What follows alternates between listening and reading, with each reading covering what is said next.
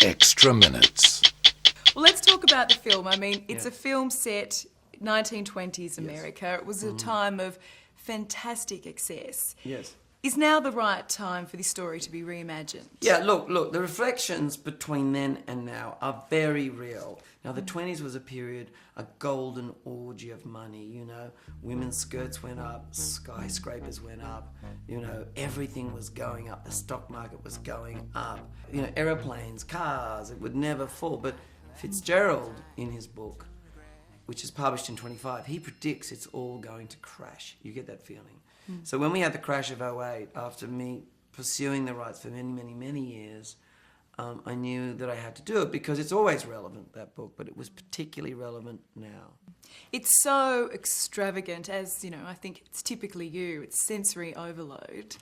You happy with the result?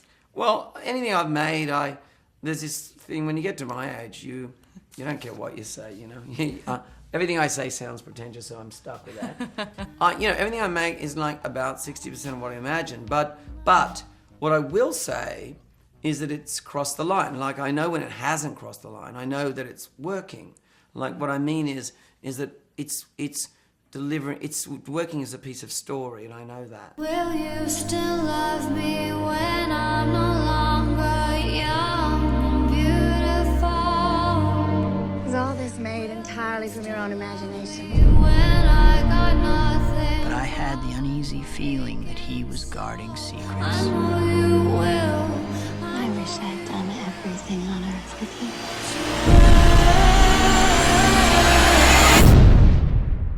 The last time you worked with Leo was, I mean, he was not much more than a kid. He was 19.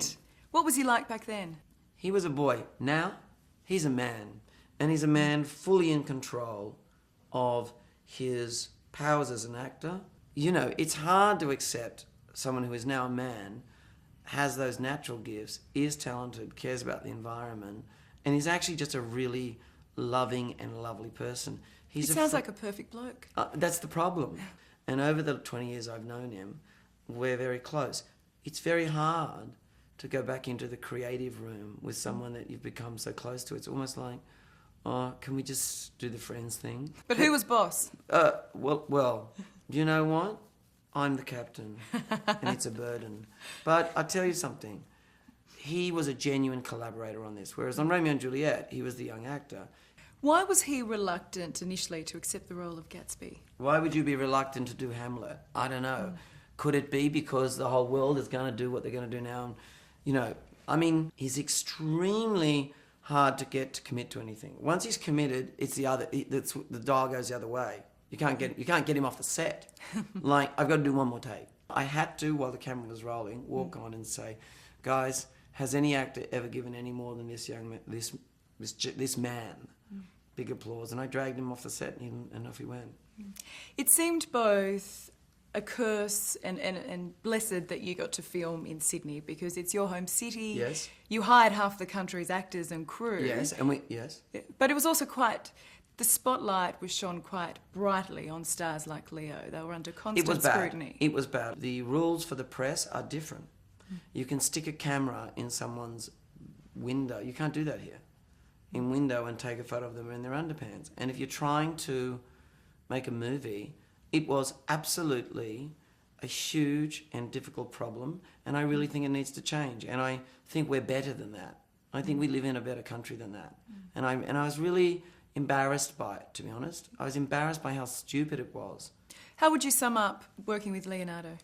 Or him as a person? Oh, I would sum him up as someone, whenever you see him and he walks in the room, you just go like, you see him smile, and he goes, how you going, buddy? And you just go like, oh, thank God you're here.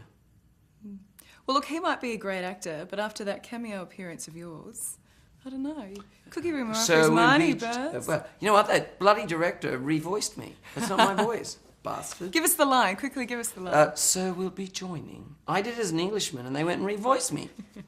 I really actually feel hurt about that. I thought my acting career might, burst back into flames, but apparently not. I'd talk to the director about that if I was you. He's a tough one. Baz, thank you so much for your time today, and we really enjoyed. The film was fantastic. Thank you. Great. Thanks a Lovely. lot. Beautiful. Cool. Thank you. Cool.